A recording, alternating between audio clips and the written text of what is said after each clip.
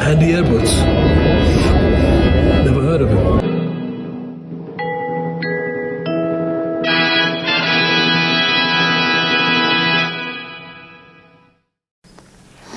Hello there, welcome to this video. Recently, my friend and now collaborator, Vinyl Vulture, that's appeared quite a few times on this channel, he went to Tomato, the album by Yes that came out in 77, 78, was a bit of a failure. Now, there's a reason why Yes fans go to that album. We go back to Tomato all the time. Why? Because there's the canon of albums, isn't there? There's the first two, they're okay, but they haven't quite got it together. And then you have the sublime, the Yes album, Fragile, Close to the Edge, Tales from Topographic Oceans, Relayer, Going for the One. Those are the Yes albums. You have to own those Yes albums, okay? Then you get Tomato and Drama. Drama's amazing, one of the Yes's greatest albums, but it's not the classic lineup. Tomato is, it's basically the classic lineup. And you go back to it because you know it's not very good, but it teeters on sort of, it could be good. I'm one of those people that thinks it could be good, maybe if it was remixed, right? Maybe if they could get back in there and just tighten it up or something. What was wrong with it? Is it the production or is it the actual tunes? Now, the opener and the closer on that album are pretty good. They're a bit meandery, but the tunes in between aren't that great. But maybe, I don't know, maybe there's something we can get from that. And why? Because we want that fix, don't we? There's a certain amount of Yes, right? And although they keep going and they keep bringing out albums, we want that classic period of Yes. There's a certain amount of it. This happens with all bands. And the market wants you to go and buy these box sets because they've got all these extra bits on in the promise that there's a little bit more from the canon. Okay? Now, within the Yes canon, there's 2 live albums. Okay? Now, this is interesting to me because Yes have these 2 live albums, right? Genesis have 3 live albums in that main canon, I would say. Okay? ELP have 2 if you count the Pictures of an Exhibition album, which is a live album. So the live albums seem to get cast aside. With Yes, we have these 2. The first one comes out right in the classic period and documents the changeover from Bill Bruford to Alan White, and it is, of course, this monster album, Yessongs. All right, but also coming out in 1980, we have this double album, Yes Shows. I'm just going to grab them both and set back a little bit so I can get my thumbnail done. Let's try and get these so they look all okay, like that. Maybe that, like that. So there you see. So you can see I bought this second hand. I got this in a record fair quite recently because my original one I sold. It cost me a ton of money when I bought it originally, but I sold it. I picked up this one here for £5. That's £5 for a triple album. So Yessongs, I think, has gone down in its sort of critical evaluation. It's not seen as an essential purchase. I want to know why on this video. I'm going to ask the question why that is. I'm trying to take that sticker off, but I can't. Whereas this one, although it sports an incredible Roger Dean cover, which goes across to the back, so this is all wonderful stuff. Nobody ever talks about this album, do they? They never talk about it. So what I want to do is talk about both these albums, right? And I want to then compare them, and I'm going to tell you which one I think is the essential album. If it's either of them, is this an essential album? Is in either one of these, should it be on the list? Should it be that you must get the Yes album, Fragile, Close to the Edge, Tales of Topographic Oceans, Relayer, Going for the One, and then bolster it up with one of these essential albums, or even both of them, right? But which one would it be? Right, so let's now look at Yessongs. This has some of the most incredible packaging. Okay, so Yes are the foundational band for me. That Yes are the band that got me into progressive rock. When I got a copy of the Yes album. A few years later, they're going to come out with 90125, which was going to consolidate this idea of Yes of being one of the great rock bands of the past and of the present time back then. At some point, buying Yes albums. Now, the second Yes album I bought was actually Yes Shows. And I think my love of that album is going to come out in this video. And slotted into here, I don't know if it's still in here actually. No, it isn't. But what we do have, this is what, any album of this sort of period of my foundational experience has my own little bits of artwork on. And this, I've done a very elaborate Yes logo on the inner sleeve, which meant that this got a lot of listening to, because I would have sat there with my headphones on, felt tip in hand, sketching away while I listened to the incredible music. Okay, but this originally had inside it a slip of paper. It was a shame it's not there, and it had all the Yes albums from that date. Now I looked at them, and I looked at the covers, and this one just beamed out. What the hell's this? Yessongs. I didn't know whether this was a compilation album or an actual album or a live album. So I thought, I've got to get this one. And I found out it was a triple album. So I ordered it, and I can remember it coming in all pristine. So imagine you got this from your shop, you've ordered it, you're in the car with your mum and dad going home, and you've got this in your hand, and you open it up, okay? You open it up. Let's take it all apart. Inside, we've got this little booklet here. Yes, with loads of pictures of them alive. This is incredible stuff. Look at all this. Incredible photographs. Alan White with his weird Tom setup. The great Chris Squire.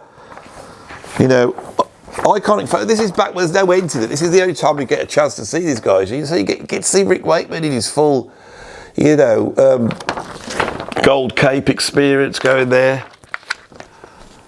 Right, there's the people involved. Look at this, is a beautiful thing. I have actually got, I think this is an original copy here, because the actual inner sleeves had that printer. Yes, that's not me, that was actually on this one. Right, now, of course, I bought this again. So the truth is, this one I've held on to for decades, whereas this Yessongs, I let go of. I let go of something like this, with all this going on. There's 2 discs there. I'm really going to go into detail, right, about what you got. And the thing I like about Roger Dean's so confident, like Yes at this point, that he can afford to be minimal. He has all this space to work on, and yet he just chooses to sort of echo in a way close to the edge there. And of course, because it's a triple album, we then get what I always thought was Roger Dean's finest moment. That beautiful bit of artwork here. Incredibly composed. I was big into my fantasy art at the time. And then we get this sort of cover writ large like that. So we've got 3 pieces of glorious, you know, Roger Dean artwork, but of course, not much of this in the realm of writing. Minimal, not what you'd expect with Yes. I'm just checking there's nothing else in here that I'm not aware of. Nope. Information on the back. So I'm going to go through what's on the back of this album. Right, we have 3 discs, although here, in true progressive rock Yes style, it's called Volume 1, Volume 2, Volume 3. Right? We find out that Alan Alan White plays on all the tracks with the exception of Perpetual Change, Long Distance Runaround and The Fish, which are played by Bill Bruford. Rick Wakeman appears courtesy of AMM Records. It was produced by Yes and Eddie Offord. The record engineer was Jeff Haslam, the assistant engineer Mike Dunn. Design was by Roger Dean. Photographs was by Martin Dean, we assume was his brother, and David Groucho Gar. We have a list of the crew and who they were there, and it says that this was recorded in 1972, coming out in 1973. This is documenting Yes at their peak, all right? And the idea is to release a triple album of that live tour, which is coming off the back of Close to the Edge, the greatest moment, the peak of progressive rock. This is a document of the wake of that. And in that, we're also going to get a film. I didn't know there was a film that went with this. But if you go to Netflix, it's there for free. You can watch it now. And what do you see when you watch that film? Well, in reality, you see something that is shot with just a couple of 16mm cameras. It is not Song Remains the Same, that's for sure. And the thing that struck me with this album when I put it on is it was not that well recorded. There is a little misstep here for Yes on this album, I believe. Now, in terms of the tracks covered, okay, this is a veritable feast of the best of Yes. We get Siberian Cart Through and The Heart of the Sunrise. We get Perpetual Change and You and I. We get Mood for a Day. We even get a bit of Six Wives of Henry VIII by Rick Wakeman. We get Roundabout, the great big hit, is on here. Your Move is on here. I've Seen All Good People. We get Long Distance Runaround and The Fish. Then when we get to Volume 3, we get the whole of Close to the Edge live. And then we finish up with Yours Is No Disgrace. And then one of their finest moments, Starship Trooper. Within this, we get solo spots from Fish on The Fish, from, Chris Squire on The Fish. We get solo spots from Bill Bruford, actually, I think does a drum solo on here. And I believe it's on Perpetual Change, if my memory serves me right. And we get a lot of guitar heroics from Steve Howe. So it's not just, you know, a note-by-note interpretation of the album tracks. But on the whole, it is. And that was my problem with this album, is what you had here were less well-recorded live versions of the studio stuff. They could have just gone out and rolled the tone off, perhaps, and made it sound a little bit muddy, and dub on some audience cheering and clapping, and maybe it would be the same. And so I was faced as a kid thinking, why do I really need Close to the Edge twice? Is this version of Close to the Edge better than the Close to the Edge on the album? Well, no. None of these were better. What you had was some interesting solos, and that was it. I lost interest in this album very, very quickly. I played it a lot when I first got it, right? I may not have had all the albums that these tracks are coming from, but it really is a narrow range of albums that we're pulling from here. Close to the Edge, Fragile, Yes album. Close to the Edge, Fragile, Yes album. We're pulling from 3 albums here, that's it, except for the Six Wives of Henry VIII. This is a band that hasn't been around for that much. They haven't got so much to pull on. They haven't got... This isn't a capturing of a live band, and the live versions somehow enhance the studio versions. Yes, his stuff is still too orchestrated for that to happen. As Genesis once said, you know, of their early material, it's the same here. All he had to do was play the right notes in the right places and it would sound okay. He didn't have to infuse it with any sort of feel. And the fact that an audience was there Didn't infuse it with any sort of feel. What was interesting to me is you heard the Firebird suite, which opened it up, which I'd never heard at that time. I was a youngster, so I never heard Stravinsky, and I went and bought the Firebird suite just because Yes had it on the opening of their album, and it's now one of my favourite pieces of classical music. But there's nothing wrong with this. It's a very plush document of their 1972 tour. But it almost defines for me, not essential.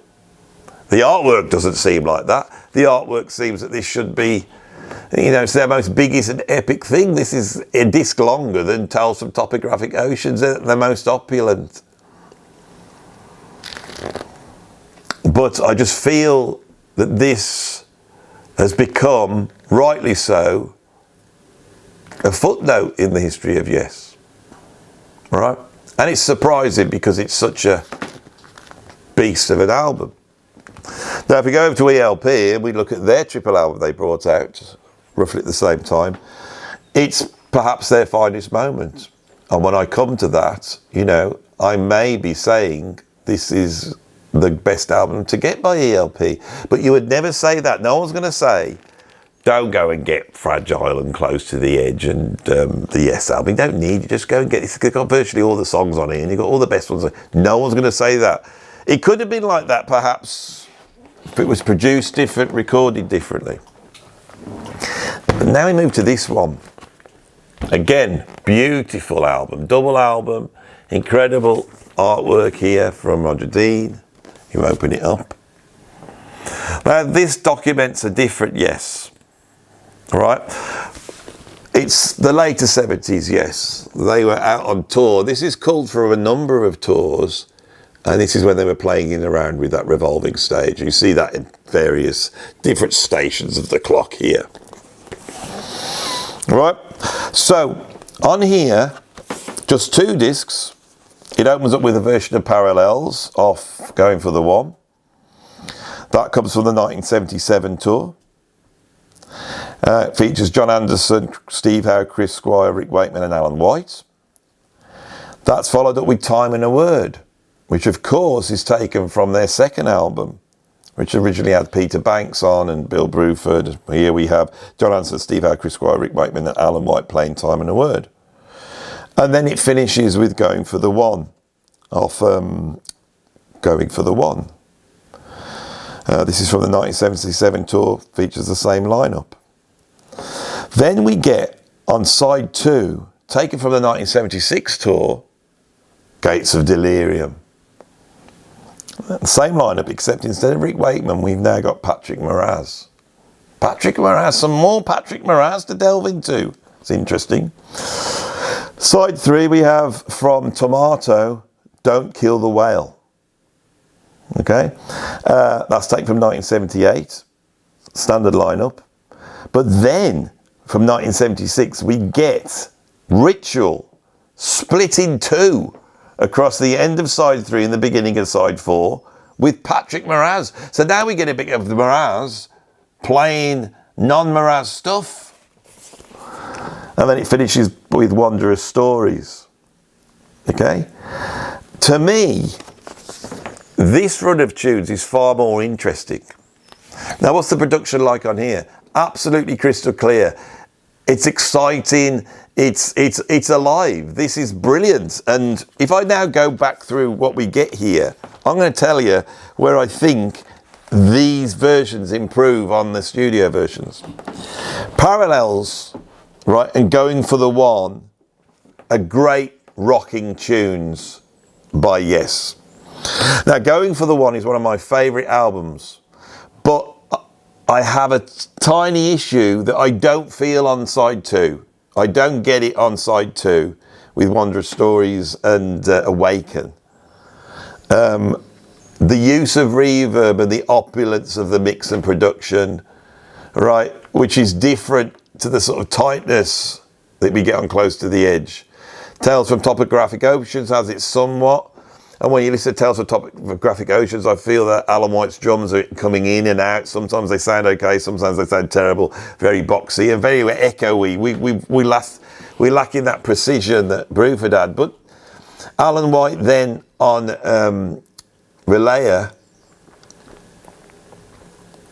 is incredible. He's incredible here.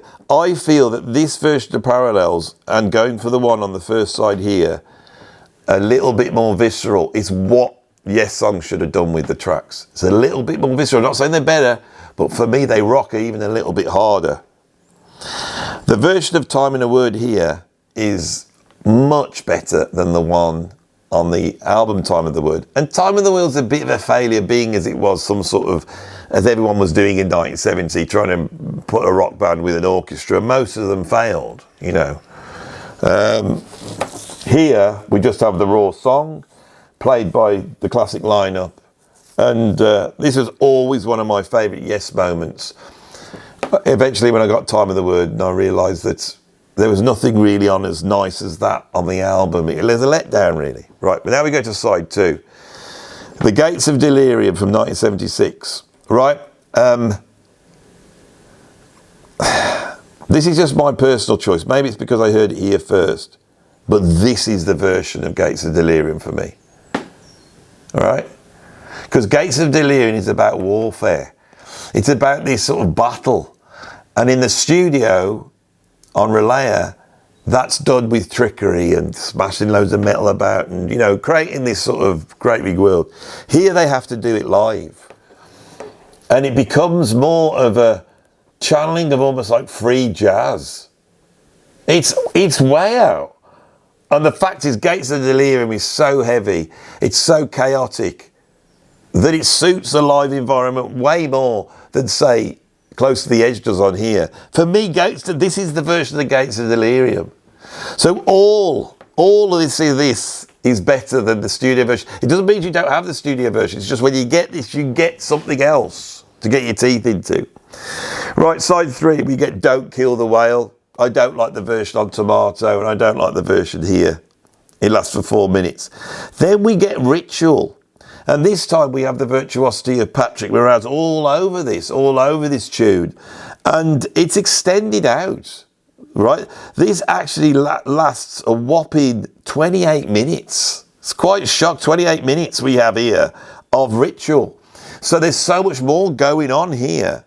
That Ritual, right, is my introduction to Tales from Topographic Oceans. Okay, Ritual is perhaps the weakest track on Tales from Topographic Oceans. That's what AI thinks when I got them to rank them, based upon your listening on Spotify and your 5-star reviews on Prog Archives or whatever.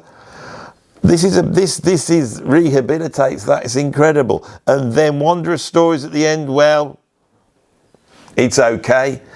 Don't Kill the Whale and Wondrous Stories are the two little weak people. There's nothing wrong with that. But this album, for me, offers something extra, improves on certain tracks, really showcases this classic Yes band, Rick Wakeman, Chris Squire, Steve Howe, John Anderson, Alan White. Has Patrick Moraz on here as well. The cover's great. So I believe that this album should be discussed and championed a lot more.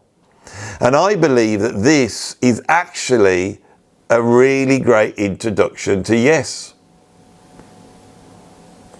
Right? Covers a lot of their different tunes. And for me, it was a really good introduction to Yes. And so I just wanted to champion that and sort of discuss the fall of this one as being the main Yes album. No, this is the main Yes live album. So that is my thoughts on that. If you like these sort of shorter, deeper dives into specific albums and exploring the music, I've been doing a lot of silliness. I've got to get back to the prog and the fusion. I might now I'm going to go and do a fusion one, because I looked at the videos I've done over the last month or so. So there's no jazz fusion and there's no prog. You know, my audience is watching, the views are great. But, you know, this will probably knock my views about. So I'm basically saying at the end, this will knock my views about. But this is what we need to have here. We need a bit of this. So can you put a like and subscribe if you haven't subscribed? And just support me on this, because it's hard doing these ones that are not clickbait, you know, hate pieces that people love. Thanks for watching. See you on the next one.